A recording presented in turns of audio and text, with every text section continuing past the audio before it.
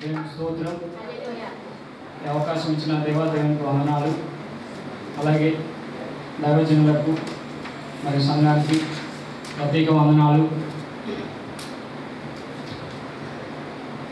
నేను 2 సంవత్సరాల క్రితం ఈ దేశానికి వచ్చాను. ఒక 2 minutesలో నేను ఉమరియాకి ఎలా వచ్చాను, ఇప్పటివరకు ఎలా ఉన్నా అనేది ఒక 2 minutesలో చెప్తాను. నేను కొత్తగా కువైట్కి వచ్చినప్పుడు నేను ఎదురుగా బిల్డింగ్లోనే ఉంటాను. అయితే నేను చర్చ్ కోసం చూసినప్పుడు అయితే ఒక స్తంభానికి ఒక పాంప్లెట్గా అనిపించింది. అయితే నేను దాన్ని చూసి కాంటాక్ట్ అయినప్పుడు వాళ్ళైతే శివా హాస్పిటల్ దగ్గర ఉన్నాయని ఆల్రెడీ లొకేషన్ కూడా పంపించారు. నేను చూసుకుంటే అక్కడికి వెళ్ళాల్సింది. కాకపోతే నేను ఒక అన్నయ్యని అడిగినప్పుడు ఇక్కడే ఉన్నదని చెప్పాడు. అలా ఇక్కడికైతే రావాల్సి వచ్చాను. అలాగే సంవత్సరం తర్వాత చర్చికి వచ్చిన తర్వాత అలా మేము ప్రార్థిస్తున్న సమయంలో మంగాపు ఫైర్ ఇన్సిడెంట్ వలన చర్చి క్లోజ్ చేశారు. అయితే ఆ తర్వాత దాసన్న వాళ్ళ రూమ్లో ప్రార్థన చేసాము. అక్కడ కూడా ఇరుకుగా అయినప్పటికీ భారంతో బాధతో దేవా మళ్ళీ మాకు నీ చిత్తం అయితే మాకు అనుగ్రహించమని ప్రార్థన చేసాము. ఒక 3 వారాలలో ఆ రూమ్ కూడా ఖాళీ చేయమని ఆ రూమ్ కూడా కూల్చేశారు. ఆ తర్వాత మళ్ళీ వాళ్ళు ఒక రూమ్ తీసుకొని అక్కడ కూడా ప్రార్థించడం జరిగింది. నాకు ఒక చిన్న ఆశ ఉండేది, దేవానికి ఇష్టమైతే మరలా ఇక్కడే అనుగ్రహించు. ఎందుకంటే ఏ టైంలోనైనా కానీ ఇక్కడికి వచ్చి నేను ప్రార్థన చేసుకోవచ్చు, స్పిరిచువల్గా ఇంప్రూవ్ అవ్వడానికి పాసిబిలిటీ ఉంది. అందుకని పక్కకే నా బిల్డింగ్ కాబట్టి అలా ప్రార్థన చేశాను. అలా దేవుడు ప్రార్థన ఆలకించి మరలా ఇక్కడనే అనుగ్రహించాడు. హల్లెలూయా. ఆ లాస్ట్ సండే ఎప్పుడైతే ఇక్కడ క్లోజ్ చేశారో ఆ సండే నేనే మెసేజ్ చెప్పవలసింది. అదే సండే క్లోజ్ చేశారు. దేవుడు మళ్ళా ఆ తరుణాన్ని మళ్ళీ అనుగ్రహించాడు. దేవాదేవునికి స్తోత్రం. అలాగే వాక్యంలోకి వెళ్ళే ముందు ప్రార్థన చేసుకుంటాం. కృపాకనికరంగల దేవ, యేసయ్యానికి వందనాలు ప్రభా. మమ్మల్ని మిక్కిలిగా ప్రేమించి తండ్రి మాకు ఇచ్చిన ఈ అవకాశాన్ని బట్టి స్తోత్రాలు దేవా. యేసయ్యానికి వందనాలు. ఈ సమయంలో ప్రభా ఈ మాటల్ని ధ్యానించుకుంటుండగా తండ్రి మా మధ్యలో మీరు ఉండండి. మీ ఆత్మను మా మధ్యలో కుమరించండి దేవా. నాలో మీరుండి తండ్రి మేము ఎలాగున్నామో మా ఆత్మలు ఎలాగున్నాయో ప్రభా మీరే మమ్మల్ని సిద్ధపరచమని తండ్రి నా ప్రభా ముందున్న సమయాన్ని నన్ను నీ చేతులకు సమర్పిస్తూ యేసుక్రీస్తు నామములో ప్రార్థించి అడిగి వేడుకుంటున్నాను తండ్రి. అపోస్తుల కార్యం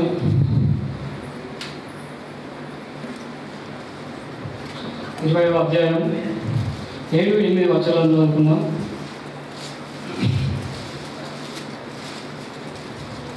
ఆదివారమున మేము రొట్టె విరుచుట కూడినప్పుడు పౌలు మరునాడు వెళ్ళనయ్యుండి వారితో ప్రసంగించుచు అర్ధరాత్రి వరకు విస్తరించి మాట్లాడుకుంటున్నాం.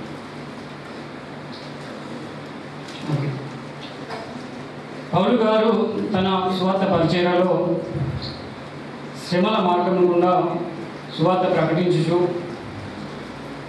తను ఖాళీ నడకన ప్రయాణిస్తూ అలాగే ఓడ ప్రయాణంలో ప్రయాణిస్తూ సముద్ర మార్గంలో వెళుతూ అనేక ప్రాంతాలను సందర్శిస్తూ సువార్త పరిచర్య చేస్తున్నాడు. అతడు పరిచర్య చేస్తున్నప్పుడు ఒక సమయంలో త్రోయ అనే పట్టణానికి వచ్చాడు. త్రోయ అనే ప్రాంతానికి వచ్చాడు. అతడు అక్కడ 7 దినములు ఉండి పరిశుద్ధులతో సహవాసం చేస్తున్నాడు. అతడు రాత్రి అంతయు ఎడతెగక విస్తరించి మాట్లాడుతున్నాడు. ఆ సందర్భంలో అక్కడ ఉన్న చాలామంది శ్రద్ధగా వింటున్నారు. రాత్రి అయినప్పటికీ తెల్లవారుతున్నప్పటికీ వాళ్ళు శ్రద్ధతో ఉంటున్నారు. పౌలు అనే భక్తుడు మహాప్రసంగికుడు. అతను దేవుడు అతన్ని ఎలా ఏర్పరచుకున్నాడంటే, పౌలు దేవునిలోకి రాకముందు ఎలా ఉన్నాడంటే ఒక్కసారి చూద్దాం. మనం అపోస్తల కార్యం 7వ అధ్యాయం 60వ వచనం చూద్దాం. అలాగే 8వ అధ్యాయం 3వ వచనం కూడా. అతడు మోకాళ్ళలోని ప్రభువు వారి మీద ఈ పాపం మోపకమని గొప్ప శబ్దంతో పలికెను. ఈ మాట పలికి నిద్రించాడు. సౌలు అతని చావులకు సంబంధించింది. ఓకే, 8వ అధ్యాయం 3వ వచనం. సౌలు అయితే వచ్చి పురుషులను స్త్రీలను ఈడ్చుకొని పోయి చెరసాలలో వేయించి సంఘమును పాడు చేస్తుండెను. ఓకే, చాలా. సౌలు దేవుళ్ళలోకి రాకముందు చాలా క్రూరంగా ఉండేవాడు. క్రైస్తవుల మీద దాడి చేస్తుండేవాడు. క్రైస్తవ సమాజం లేకుండా చేద్దామనే సంకల్పాన్ని సంకల్పించుకున్నవాడు. అలాంటి సౌలు చాలా క్రూరంగా ప్రవర్తించాడు. ఒక దైవజనుడు స్టెఫెన్ అనే సువార్థికుడిని చంపడానికి కూడా ఇతను సమ్మతించినాడు. స్టెఫెన్ను రాళ్లతో కొట్టినప్పుడైతే ఇతను అక్కడ ఉన్నాడు. అతని చావు కూడా సమ్మతించినవాడు సౌలు. అలాంటి సౌలు యెరూషలేములో అలాగే క్రైస్తవులను హింసించాలని, వారిని చెరపట్టుకొని పోవాలని అప్పుడు బయలుదేరాడు. అలాంటి సందర్భంలో దమస్కు మార్గంలో దేవుడు అతన్ని దర్శించి అతన్ని ఏర్పరచుకున్నాడు. అప్పుడు అలాగ దేవుని ఆత్మ చేత బలపరచబడి దేవుని చేత నడిపించబడుతూ త్రోయ అనే పట్టణానికి వచ్చి అక్కడ ప్రసంగించుతున్నప్పుడు వాళ్ళు శ్రద్ధగా విన్నారు. ఏమాత్రం నిర్లక్ష్యం లేకుండా, ఎలాంటి అసంఘటన జరగకుండా పరిశుద్ధులతో సహవాసం చేస్తూ అక్కడ 7 దినములు ఉన్నప్పుడు 7వ దినము రొట్టె విరుచుటకు మేడగదిలో వాళ్ళు సమావేశమై ఉన్నారు. రొట్టె విరుచుటకు కూడి ఉన్నారంటే సేమ్ మనం ఇప్పుడు ఎలా ఉన్నామో, రొట్టె విరుచుటకు ఎలా సిద్ధపడుతున్నామో అలాగనే వారు సిద్ధపడ్డారు. 9వ వచనం చదవాలి. అపొస్తలుల కార్యములు 20వ అధ్యాయం 9వ వచనం. అప్పుడు ఐదుగాను ఒక యవనస్తుడు కిటికీలో కూర్చుండి గాఢ నిద్రపోయి పౌలు చాలాసేపు ప్రసంగించుచుండగా నిద్రభారం వలన జోగి 3వ అంతస్తు నుండి క్రింద పడి చనిపోయిన వాడే ఎత్తబడను. ఒకసారి 8వ వచనం చదవాలి. మేము కూడి ఉన్న మేడగదిలో అనేక దినములు దీపములు ఉండేవి. ఓకే, చాలు. అక్కడ పౌలు ప్రసంగిస్తున్నాడు. అక్కడ ఉన్న పరిశుద్ధులు శ్రద్ధగా వింటున్నప్పుడు అక్కడ చాలా దీపములు ఉన్నాయి. పౌలు ప్రసంగిస్తున్నప్పుడు ఆ ప్రసంగాన్ని వింటున్నారు. అక్కడ చాలా దీపములు ఉంటున్నాయి. ఆ దీపములు పౌలు ప్రసంగిస్తున్నప్పుడు వెలిగించబడుతున్నాయి అంటే ఆ దీపం అంటే మనము దేవుడు ఉంటున్నాడు. సామెతలు చదువుతాడు 20-27 వచనం.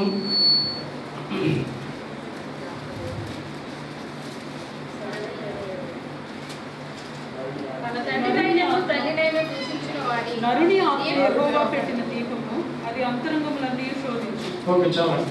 నరుని ఆత్మనంట యెహోవా పెట్టిన దీపం అంట. ఇక్కడ అనేక దీపములు ఉన్నాయి. అంటే ఇక్కడ అనేక మంది పరిశుద్ధులు ఉన్నారు. పౌలు ప్రసంగిస్తున్నప్పుడు ఆ దీపములు వెలుగుతున్నాయి, ప్రకాశవంతంగా వెలుగునిస్తున్నాయి. మనం కూడా మన జీవితంలో దేవుని వాక్యాన్ని మనం యాక్సెప్ట్ చేసినప్పుడు, దేవుడే మనలోకి వచ్చినప్పుడు మనం వెలిగించబడతాం. మత్తయి సువార్తలో చెప్పబడింది కదా, మీరు లోకమునకు వెలుగై ఉన్నారు. అప్పుడు మనం ఎప్పుడైతే దేవుని వాక్యాన్ని, దేవుని మనలోకి ఆహ్వానిస్తామో అప్పుడు మనం ప్రకాశవంతంగా వెలిగించబడతాం. అలాగే మనం వెలిగించబడిన మనం చీకటి బ్రతుకులో బతుకుతున్న అనేకులను, ఈ లోకంలో అంధకారంలో ఉన్న వారిని మనం వెలిగించగలుగుతాం. వారిని దేవుని మార్గంలోకి నడిపించబడతాం. మనకు ఫస్ట్ అంశం ఏంటంటే, నీ ఆత్మదీపం ఎలా ఉంది? వెలిగించబడుతున్నదా? ప్రార్థన ఆత్మ చేత వెలిగించబడుతున్నదా? లేదా దేవుని వాక్యము చేత, దేవుని వాక్యం నీ హృదయంలో ఉన్నప్పుడు నువ్వు వెలిగించబడతావు. అలాంటప్పుడు నీ ఆత్మదీపం ఎలా ఉన్నది? వెలిగించబడుతున్నదా లేదంటే ఆరిపోయే పరిస్థితిలో ఉన్నదా? ఇది ఫస్ట్ అంశం. అలాగే ఇలా ప్రసంగిస్తున్నప్పుడు ఆ గేట్లో నుండి ఒక యవనస్తుడు ఎంట్రీ అయ్యాడు. యవనస్తుడు ఎవరు? ఐదు కంటే అర్థం అదృశ్యవంతుడు. ఐదుకనే యవనస్తుడు ఆ గేట్లో నుండి ఎంట్రీ అయ్యాడు. ఒకసారి చదవండి 9వ వచనం. అప్పుడు ఐదుకు అను ఒక యవనస్తుడు కిటికీలో కూర్చుండి గాఢ నిద్రపోయి పౌలు చాలాసేపు ప్రసంగించుచుండగా నిద్రాభారం వలన జోగి 3వ అంతస్తు నుండి క్రింద పడి చనిపోయిన వాడే ఎత్తబడెను. ఓకే, చాలా. మనం ఫస్ట్ అంశం అయితే మన ఆత్మదీపం ఎలా ఉంది? దేవుని ఆత్మ చేత, దేవుని వాక్యము చేత మన ఆత్మదీపం వెలిగించబడుతుందా లేదంటే ఆరిపోయే పరిస్థితిలో ఉందా? ఒకవేళ ఆరిపోయే పరిస్థితిలో ఉంటే మన దేవుని మాటలు వింటూ, దేవుని మనం ఆరాధిస్తూ మనం వెలిగించుకోవడానికి ట్రై చేద్దాం. రెండవది, ఐదుకనే యవనస్తుడు ఎంట్రీ అయినప్పుడు తను నిర్లక్ష్యంగా వెళ్ళి కిటికీలో కూర్చున్నాడు. అంటే దేవుని మందిరానికి వచ్చినప్పుడు మన ప్రవర్తన జాగ్రత్తగా చూసుకోవాలంట. ఆ యవనస్తుడు అయితే డైరెక్ట్ వెళ్ళి కిటికీ పక్కన కూర్చున్నాడు. మనలో కూడా చాలామంది స్పెషల్గా మనుషులు ఫోకస్ చేయాలని, మనుషుల దృష్టి మనలో ఉండాలని, మన మీద ఉండాలని మనం స్పెషల్గా కూర్చోవడానికి ట్రై చేస్తాం. మనకు స్పెషల్గా ఒక ప్లేస్ ఎంచుకుంటాం, అక్కడ కూర్చోవడానికి ట్రై చేస్తాం. మనుషుల దృష్టి మన మీద ఉండడానికి ట్రై చేస్తాం. కానీ మన మీద దేవుని దృష్టి ఉండాలి. మనం దేవుని మందిరంలో నిర్లక్ష్యంగా ఉండకూడదు. ప్రసంగం అంటాడు కదా, నీవు మందిరంలోకి పోనప్పుడు నీ దేవుడు అంటున్నప్పుడు దేవుడు అన్నాడు కదా, నీ ప్రవర్తన జాగ్రత్తగా చూసుకోమన్నాను. కానీ ఆ ఇతుకనే యవనస్తుడైతే తను మందిరంలోకి ఎంట్రీ అయ్యి డైరెక్ట్ కిటికీ మీద కూర్చున్నాడు. అంటే మనం అక్కడ నిర్లక్ష్యం కనిపిస్తుంది. మనం దేవుని మందిరంలో ఎప్పుడు కూడా నిర్లక్ష్యంగా ఉండకూడదు. మనం ఒక విధంగా చెప్పుకోవాలంటే మనం ఎక్కడికి వెళ్ళినా కానీ మనం జాగ్రత్తగా ఉంటాం.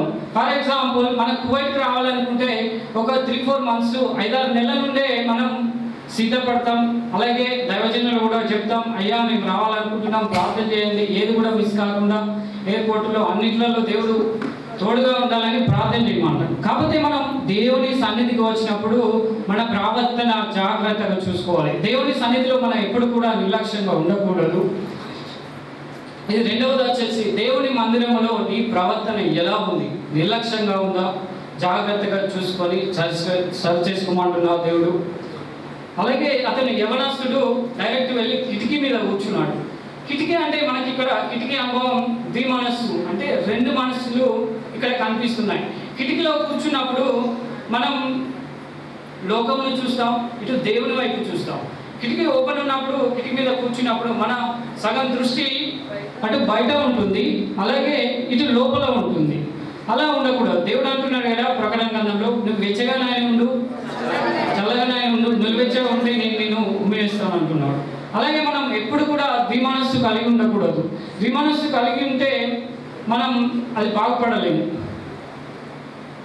ఇక్కడ లోతు కూడా చూస్తే లోతు భార్య ద్విమనస్సు కలిగి ఉంటుంది. సొదొమ గొమొర్రా పట్టణాన్ని పాడు చేసినప్పుడైతే తన మనస్సు అక్కడ ఉంటుంది, ఇక్కడ భర్త రమ్మంటున్నాడు, కుటుంబం వెళ్తుంది కాబట్టి ఇక్కడ సగం మనసు ఉంటుంది, అక్కడ సగం మనసు ఉంటుంది. కాబట్టి ఆమె అక్కడే ఉక్కుస్తంభమైనట్టుగా మనం చూస్తుంటున్నాం. కాబట్టి మనం ద్విమనస్సు కలిగి ఉండకూడదు. దేవుల్లోనే మనస్సు అనుకొని దేవుణ్ణి ఆరాధించాలి. ఇక్కడ మనం మూడవది చూసుకుంటే కిటికీ అనుభవం అంటే ద్విమనస్సు కలిగి ఉండకూడదు. ఎప్పుడైతే మనం ద్విమనస్సు కలిగి ఉంటామో అది మనం దేవుల్లో ఎదగకుండా చేస్తుంది. హల్లెలూయా. అలాగే యవనస్తుడు కిటికీలో కూర్చొని తను అటు లోకం వైపు చూస్తూ, మనం ఎప్పుడైతే మన బ్యాలెన్స్ ఎటు ఎక్కువ ఉంటుందో మనం అటే పడడానికి ఛాన్స్ ఉంటుంది. కాబట్టి మనం లోకం వైపు కాకుండా దేవుని వైపు చూస్తూ, మన ఏక మనస్సు కలిగి దేవుని వైపే చూస్తూ, దేవుళ్ళు ఆరాధిస్తూ, దేవుని కొరకు జీవించాలని దేవుడు చెప్తున్నాడు. అలాగే అతను కిటికీలో కూర్చున్న అతను నిద్ర మత్తుతో జోగుతున్నాడు, గాఢ నిద్రలో జోగుతున్నాడు. మనం నిద్ర మత్తు అనేది మనకు పాపానికి సాదృశ్యంగా ఉన్నది. ఈ లోకంలో మనం పాపం అనేది ఎప్పుడైనా ఫ్రీ అనే సాధారణుడు అలా అట్రాక్ట్ చేస్తాడు. చిన్నగా మొదలై అది పెద్ద పాపంగా ఉంటుంది. మనం ఎప్పుడైతే మనకు అది అట్రాక్ట్ అయినప్పుడు మనం దానికి అడిక్ట్ అవుతాం. అడిక్ట్ అయ్యి ఆ పాపం చిన్నగా పోయి పెద్దగా అవుతుంది. పెద్దగా అయినప్పుడు మన జీవితమే అది నాశనం అవుతుంది. మనం ఇక్కడ చూస్తూ ఉంటే నిద్రమత్తులో మనం సంసోను దెలీలాను చూసినట్టయితే ఒక్కసారి చూడండి. న్యాయాధిపతులు 16వ అధ్యాయం 19వ వచనం.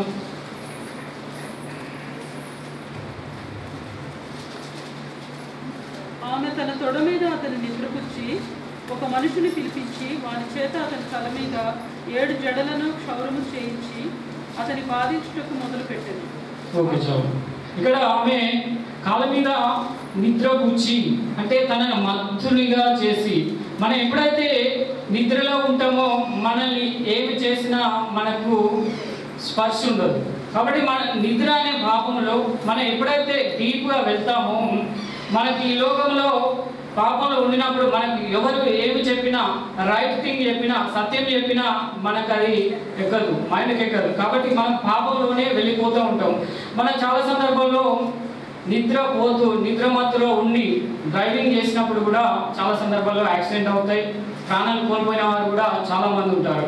కాబట్టి మనం ఈ లోకంలో ఎలాంటి నిద్ర అనే పాపంలో ఉన్నాం, వ్యభిచారం అనే పాపంలో ఉన్నామా, లేదా ఇంకేదైనా పాపంలో ఉన్నామా, దేవుడు మనం ఆ నిద్రమత్తులో నుండి విడిపించడానికి దేవుడు రెడీగా ఉన్నాడు. 4వ అంశం వచ్చి నిద్రమత్తు అనే పాపం. సంసోను బలవంతుడైనప్పటికీ, ధీరుడైనప్పటికీ అతను ఒక గాడిద ఎముకతోనే చాలామందిని చంపేశాడు. అలాంటి ధీరుడు, శూరుడు అయినప్పటికీ ఒక్క పాపము చేత తన జీవితాన్నే కోల్పోయాడు. తను తన కాళ్ళ మీద పడుకున్నప్పుడు తన జడలు కత్తిరించినప్పటికీ తనకి స్పృహ లేదు. అలా నిద్రమత్తు అలా ఉంటుంది. అలాగే ఈ లోకంలో పాపం కూడా అలాగే ఉంటుంది. పాపం మనం చూడడానికి చాలా ఆకర్షణగా ఉంటుంది, చూడడానికి చాలా అందంగా ఉంటుంది. మనం దాన్ని చూసి అట్రాక్ట్ అయినప్పుడు సాతానుడు ఇంకా డీప్గా మనల్ని అందులో ముంచేస్తాడు. కాబట్టి మనం ఈ లోకంలో నిద్రమత్తు అనే పాపంలో ఉన్నామా? ఉంటే మనల్ని సరి చేసుకొని మనం బయటపడదాం. మనం చూసినట్లయితే యవనస్తుడు అందులో జోగి నిద్రమత్తుతో, గాఢ నిద్రమత్తుతో జోగి కింద పడిపోయి చనిపోయాడు. ఇక్కడ అపొస్తల కార్యము లూకా అనే వైద్యుడు రాశాడు. లూకా అనే వైద్యుడు అతడు చనిపోయాడని సర్టిఫై చేస్తున్నాడు. చనిపోయాడని సర్టిఫై చేసినప్పుడైతే చనిపోయేను ఎత్తబడను అని ఉంది. నేను ఒక యవనస్తుని గురించి చెప్తాను. ఒక యవనస్తుడు చాలా సంవత్సరాల కింద అనారోగ్యం చేతను, పాపముల చేతను తను అనారోగ్య పరిస్థితిలో ఉన్నప్పుడు, మరణ పంచులపై ఉన్నప్పుడు తననైతే చర్చిలో వేశారు. అప్పుడు తను మరణించారని చాలామంది సర్టిఫై చేశారు. అయినప్పటికీ అక్కడున్న చాలామంది ప్రార్థించారు. బాధతోనూ భారముతోనూ దేవుడు బాగు చేస్తాడు, దేవుడు మరలా బ్రతికిస్తాడు అనేది ప్రార్థన చేశారు. అప్పుడు ప్రార్థించినప్పుడు దేవుడు అతన్ని బాగు చేశాడు. ఆ యవనస్తుడే మీ ముందుండి ఇలా మాట్లాడుతున్నాడు. హల్లెలూయా! దేవుడు అలా బాగు చేశాడు. పాపంలో ఉన్న నన్ను ఈ విధంగా బ్రతికించి మీ ముందు మాట్లాడడానికి గొప్ప అవకాశం ఇచ్చాడు. హల్లెలూయా! దేవుడు అక్కడ ఐదుకు కింద పడినప్పుడు లూకా అనే వైద్యుడు అయితే సర్టిఫై చేస్తున్నాడు చనిపోయాడని. అక్కడ పౌలు కిందికి వచ్చి అతన్ని కౌగిలించుకొని బ్రతికించాడు. మనం పాపం వల్ల వచ్చు జీతం మరణం. ఒకసారి రోమా 6:23 చూద్దాం. ఏలైనగా పాపం వల్ల వచ్చు జీతం మరణం, అయితే దేవుని కృపావరం మన ప్రభువైన యేసుక్రీస్తునందు నిత్య జీవం. హల్లెలూయా! పాపంలో జీవిస్తున్నాం, మనకు రావాల్సింది మరణం. మనం చేసిన పాపం వల్ల మనకు రావాల్సింది మరణం, మరణించి మనం నరకానికి వెళ్ళాల్సింది. కానీ దేవుని కృపావరము చేత మన పాపంలో బ్రతకకుండా, పాపమును మరణించి నరకానికి వెళ్ళకుండా దేవుడు తన కృపావరము చేత తన స్వరక్తం ఇచ్చి మనల్ని పాపములో నుండి బయటకు తీసుకొస్తున్నాడు. అలాగే చూడాలి, పౌలు అక్కడ 3వ అంతస్తులో ఉన్న పౌలు కిందికి వచ్చి అతన్ని కౌగిలించుకొని, ఎవరైతే సర్టిఫై చేశారో ఈయన ఐదుకు మరణించాడు అని లూకా వైద్యుడు సర్టిఫై చేశాడు. అయినప్పటికీ పౌలు వచ్చి అతన్ని కౌగిలించుకొని, ఇతడు చనిపోలేదు, ఇతని ప్రాణం ఇతనిలోనే ఉన్నదని చెప్తున్నాడు. హల్లెలూయా! మనం కూడా పాపంలో ఉన్నప్పుడు దేవుడు తన కృపావరము చేత ఆకాశం అందున్న దేవుడు అంటున్నాడు కదా, ఆకాశం నా సింహాసనం, భూమి నా పాదపీఠం. దేవుడు మహాకాశంలో ఉన్న దేవుడు. మనం ఇక్కడ చూసుకున్నట్టయితే పౌలు మనకు దేవునికి సాదృశ్యంగా ఉన్నాడు. ఐతుకు మనకు సాదృశ్యంగా ఉన్నాడు. మనం ఎప్పుడైతే పాపం అనే ఊపిలో పడిపోయి మనం మరణించే స్థితిలో ఉన్నామో, పౌలు ఎలా అయితే ఐతుకు దగ్గరికి వచ్చి 3వ అంతస్తులో ఉన్న పౌలు కిందికి వచ్చి ఐతుకును కౌగిలించుకొని తన ప్రాణం తనలోనే ఉందని చెప్పాడు. అలాగే ఈ సందర్భంలో కూడా ఆకాశమందున్న దేవుడు మనం పాపంలో జీవించినప్పుడు మనని మరణించకుండా, మన నరకంలోకి వెళ్ళకుండా దేవుడు మన దగ్గరికి వచ్చి మనల్ని కౌగిలించుకొని తను బ్రతికిస్తున్నాడు. బ్రతికించిన దేవుడికి మనం ఎలా ఉంటున్నాము? దేవునికి అనుకూలంగా ఉంటున్నామా? ఇక్కడ చూసినట్లయితే మనం ఐదో అంశం ఏంటంటే, ఇక్కడ ఐతుకు మరణించి మళ్ళీ బ్రతికించబడ్డాడు. అంటే ఇక్కడ క్రొత్తగా జన్మించడం, తన పాత స్వభావంతో వదిలిపెట్టి తను పాత జీవితంలో ఏమేం పాపాలు చేశాడో అవన్నీ వదిలిపెట్టి కొత్తగా జీవిస్తున్నాడు. ఒకసారి లాస్ట్ లైన్ చదవండి. అలానే వాడు బ్రతికిన ఆ చిన్నవాణిని తీసుకొని వచ్చినప్పుడు వారికి విశేషమైన ఆదరణ కలిగెను. హల్లెలూయా. ఐతుకు మరణించడానికి సర్వే చేశారు. కాకపోతే పౌలు వచ్చి అతన్ని బ్రతికించి మళ్ళీ పైకి తీసుకొచ్చినప్పుడు అక్కడ చాలా మందికి ఆదరణ కలిగింది. అతను కొత్తగా జన్మించినప్పుడు, అతను పాత స్వభావాన్ని వదిలిపెట్టినప్పుడు, పాత జీవితాన్ని వదిలిపెట్టి కొత్తగా జన్మించినప్పుడు అక్కడ చాలా మందికి ఆదరణ కలిగింది. ఇక్కడ చూసుకున్నట్లయితే పౌలు నికోదేముతో అంటాడు, అయ్యా నేను పరలోకం ఎలా వెళ్ళాలి అని అడిగినప్పుడైతే ఒకడు కొత్తగా జన్మించితేనే కానీ పరలోకం వెళ్ళలేదు అంటారు. మనం కూడా ఇంతవరకు ఎలా ఉన్నాం? మన పాత జీవితంలోనే జీవిస్తున్నామా? పాత స్వభావం అలవాట్లే మన జీవితంలో ఉన్నాయా? ఉంటే మనం కొత్తగా జీవిద్దాం. పాతయాన్ని వదిలేద్దాం. పాత జీవితాన్ని ఇక్కడే వదిలేద్దాం. దేవుడు అడుగుచున్నాడు, దేవుడు నీ ప్రక్కనే ఉన్నాడు, నా కుమారుడా నీ హృదయం నాకిము అని అంటున్నాడు. దేవుడు ఒక పక్క ఉంటే సాతాను కూడా ఒక పక్క కనిపెట్టుచున్నాడు. ఈ లోకంలో మనకు చాలా పాపములు ఉంటాయి. ఎప్పుడైతే దేవుడికి మనం అవకాశం ఇస్తామో, దేవుడిని ఎప్పుడైతే మన హృదయంలోకి ఆహ్వానిస్తామో, దేవుడు మన జీవితాన్ని బ్రైట్నెస్గా చేస్తాడు. దేవుడు ఎప్పుడైతే మన జీవితానికి ఆహ్వానిస్తామో దేవుడు మనల్ని ప్రకాశవంతంగా చేస్తాడు. మనల్ని ఈ లోకంలో వెలుగుగా చేస్తాడు. వెలుగుగా ఉన్న మనము అనేకులను వెలిగించుటకు మనల్ని నిర్మించి ఉన్నాడు. దేవుడు ఈ లోకంలో మనల్ని ఇతరుల్ని వెలుగుగా చేశాడు. ఇతరులను వెలుగుగా చేశాడంటే మనల్ని ఈ లోకంలో చాలా మంది పాపంలో ఉన్నారు, చీకటి అంధకారంలో ఉన్నారు. చీకటి అంధకారంలో ఉన్న చాలా మందిని మనం వారిని వెలిగించుటకు దేవుడు మనల్ని ఈ లోకానికి వెలుగుగా చేశాడు. కాబట్టి ఈ లోకానికి వెలుగుగా చేసిన మనము దేవుని ఎప్పుడైతే ఆత్మతోనూ సత్యముతోని ఆరాధిస్తామో మనం అప్పుడు వెలిగించబడతాము. ఇక్కడ ఈ సందర్భంలో చాలా మంది శ్రద్ధగా వింటున్నారు. గంట కాదు, 2 గంటలు కాదు, ఒక రాత్రి కాదు, సాయంత్రం మొదలుకొని తెల్లవారుల వరకు శ్రద్ధగా వింటున్నారు. వారు ఏమాత్రము నిర్లక్ష్యం చేయకుండా, వారు ఏమాత్రం నెగ్లెక్ట్ చేయకుండా, వారు ఏమాత్రము నిద్రపోకుండా వారు శ్రద్ధతో వింటున్నారు. ఎందుకంటే పౌలు తన జీవితంలో శ్రమల మార్గంలో ప్రయాణించాడు. తన మార్గంలో ఎన్నో శ్రమలు వచ్చినప్పుడు ఎన్నోసార్లు మరణించాల్సింది, కానీ దేవుడు అతన్ని వాడుకుంటున్నాడు. తన సౌలు జీవితంలో పౌలుగా మారక ముందు ఎంతో కఠినమైన శ్రమలు అయినప్పటికీ సౌలును పౌలుగా మార్చాడు. ఎప్పుడైతే మనం దేవునికి కనెక్ట్ అవుతామో, దేవుళ్ళు ఆరాధిస్తామో, దేవునితో మనం సహవాసం చేస్తామో అప్పుడు మనం ఈ లోకంలో ఏదైనాను ఇవి మన ప్రాణమైనను మనకు లెక్క చేయదు. పౌలు కూడా తన జీవితంలో ఈ లోకంలో దేనిని ఆశించలేదు. ఈ లోకంలో దేనిని ఆశించకుండా తను వేల కిలోమీటర్లు ప్రయాణిస్తూ అనేక దేశములు తిరుగుతూ అనేకులను దేవుని మార్గంలోకి త్రిప్పుతూ దేవుని స్వార్థను ప్రకటిస్తూ దేవుని రాజ్యానికి అనేకులను తయారు చేస్తున్నాడు. అలాంటి పౌలు లాంటి అనేక మంది హతసాక్షులు ఆ దినంలో లేకపోతే ఈ దినంలో మనం ఆరాధించుకునే వారం కాదు. మన చేతిలో ఈ బైబిల్ ఉండేది కాదు. అలాంటి చాలామంది హతసాక్షులయ్యారు. అలాంటి హతసాక్షులైన వారి ద్వారా మనం ఇక్కడ ఈ దేశంలోనైనా ఏ దేశంలోనైనా క్షేమంగా దేవుని ఆరాధించుకునే అవకాశం మనకు వారి ద్వారా వచ్చింది. అలాంటి వారు ప్రసంగించినప్పుడు మనము శ్రద్ధగా వినాలి.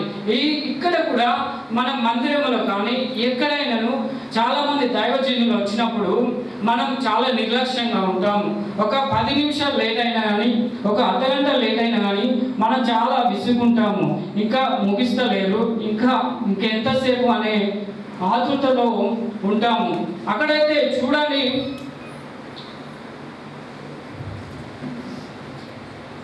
మనం చూసుకుంటే ఏడో వచనం చదువుదాం. ఆదివారమున మేము రొట్టె విరుచుట కూర్చున్నప్పుడు పౌలు మరునాడు వెళ్ళనై ఉండి వారితో ప్రసంగించుచు అర్ధరాత్రి వరకు విస్తరించి మాట్లాడుచుండెను. ఓకే, చాలు. ఇక్కడ వారు కూడుకున్నప్పుడు అర్ధరాత్రి వరకు, గంట కాదు, 2 గంటలు కాదు, అర్ధరాత్రి వరకు విస్తరించి మాట్లాడుతున్నాడు. అయినప్పటికీ వారు ఏ మాత్రం వెనుతీయకుండా, నిద్రపోకుండా, నిర్లక్ష్యంగా ఉండకుండా అతని మాటలు శ్రద్ధగా వింటున్నారు. ఎందుకంటే పౌలు మరలా రాలేక ఉంది. అంటే పౌలు జీవితంలో చాలా ప్రదేశాలు సందర్శిస్తున్నాడు. అతను వెళ్తున్నప్పుడు చాలామంది అతన్ని చంపాలని పన్నాగం పన్నుతున్నారు. పౌలు ఒక మార్గమున కాకుండా ఒక మార్గం నుండి కూడా పోతున్నాడు. అలాంటి మార్గమే ఈ త్రోయా పట్టణానికి వచ్చాడు. అలాంటి పౌలు మనకు కూడా నేర్పిస్తున్నాడు. మన మందిరంలో దైవజనులు ప్రసంగిస్తున్నప్పుడు మనం ఎలా ఉన్నాము? నిర్లక్ష్యంగా ఉన్నామా? దేవుని మాటలు శ్రద్ధగా వింటున్నామా? దేవుని మాటలు మనం శ్రద్ధగా విన్నప్పుడే మన జీవితము ప్రకాశవంతంగా, వెలుగుమయంగా ఉంటుంది. హల్లెలూయా. చూడండి, ఇక్కడ అర్ధరాత్రి వరకు అని అన్నాడు. మళ్ళీ 11వ వచనం లాస్ట్ లైన్ చదవండి. తెల్లవారు వరకు విస్తారంగా సంభాషించి బయలుదేరారు. హల్లెలూయా. ఇక్కడ మనం మొదటగా చూస్తూ ఉంటే అర్ధరాత్రి వరకు అని ఉన్నది.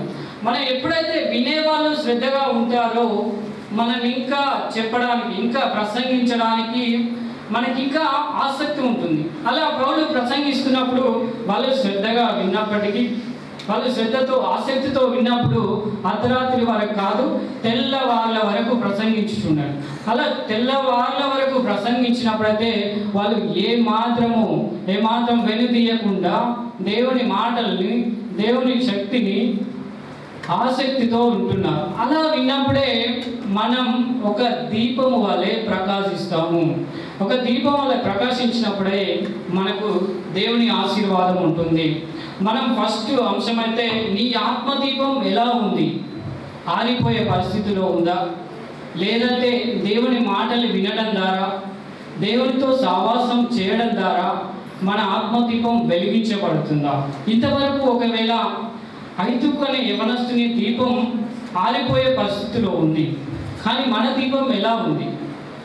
ఒకవేళ ఆరిపోయే పరిస్థితిలో ఉంటే ఈ సమయం నుండి, ఇదే మిక్కిలి అనుకూల సమయం కాబట్టి ఈ సమయం నుండి మనం పాతయాన్ని విడిచిపెట్టి మన ఆత్మ దీపాన్ని వెలిగించుకునే ప్రయత్నం చేద్దాం.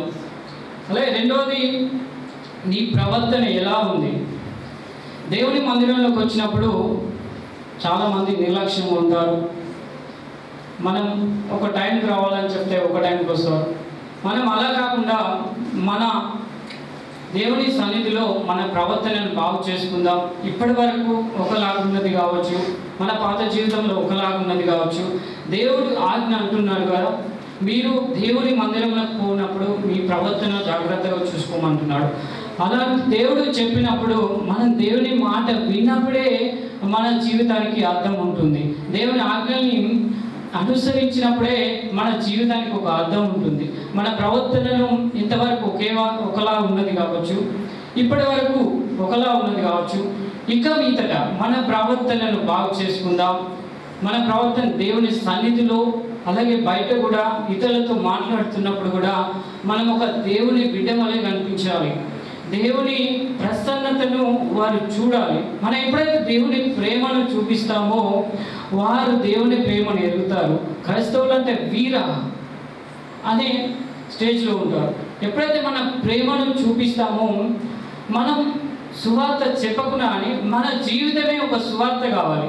అలాంటప్పుడే అనేకులు దేవుని మార్గంలోకి వస్తారు. దేవుని మార్గంలోకి వచ్చి వారు కూడా వారి చీకటి జీవితమైన వారి జీవితము మన ప్రకాశవంతమైన మన జీవితము ద్వారా, వెలిగించబడిన మన జీవితము ద్వారా అనేక జీవితాలు దేవునిలోకి వస్తాయి. హల్లెలూయా. అలాగే మూడవది కూడా మన స్వభావం ఇంతవరకు ఎలా ఉన్నదో, ఒకవేళ ద్విమనస్సు కలిగి ఉన్నామేమో, ఒకవేళ ఐతుకు వలె మనం అక్కడ సగం ఇక్కడ సగం దృష్టి పెట్టి ఉన్నామేమో, అటు మనసు ఇటు మనసు పెట్టి ఉన్నామేమో, ఒకవేళ అలా కాకుండా మనం ఏక మనసు కలిగి ఉండాలి. మన దేవుడు ఆత్మ గనక ఏక ఆత్మతోనూ సత్యముతోనూ ఆరాధించినప్పుడు దేవుడు తన ఆశీర్వాదాన్ని ఇస్తాడు. మనం ద్విమనస్సు కలిగి ఉండకుండా ఒకటే మనసు, ఏక మనసు కలిగి దేవుని ఆరాధిద్దాం. అలాగే నాలుగవది నిద్రమత్తు. మనం ఈ లోకంలో నిద్రమత్తుతో ఉండకుండా దేవుడు హెచ్చరిస్తున్నాడు. నిద్రమత్తు అనే పాపంలో ఉండకుండా సంసోను ఎంత ధీరుడైనప్పటికీ, శూరుడైనప్పటికీ ఆ యొక్క దెలీలా అనే మాయలో పడి, ఆ యొక్క నిద్రమత్తు అనే పాపంలో పడి తన జీవితమునే కోల్పోయాడు. అలాగే మనం కూడా ఏ పాపంలో ఉన్నామో, ఏ పాపం అనే నిద్రమత్తులో ఉన్నామో, ఇప్పటి నుండి మనం ఆ పాపం నుండి విడిపించబడాలి. మన దేవునికి మన పాపంలో నిద్రించడం, మన దేవునికి మన పాపంలో మరణించడం ఇష్టం లేదు. దేవుడు ఆజ్ఞ అతిక్రమైన పాపానికి చిత్తం మరణం అంటున్నాడు. కాకపోతే ఆ పాపంలో మరణించకుండా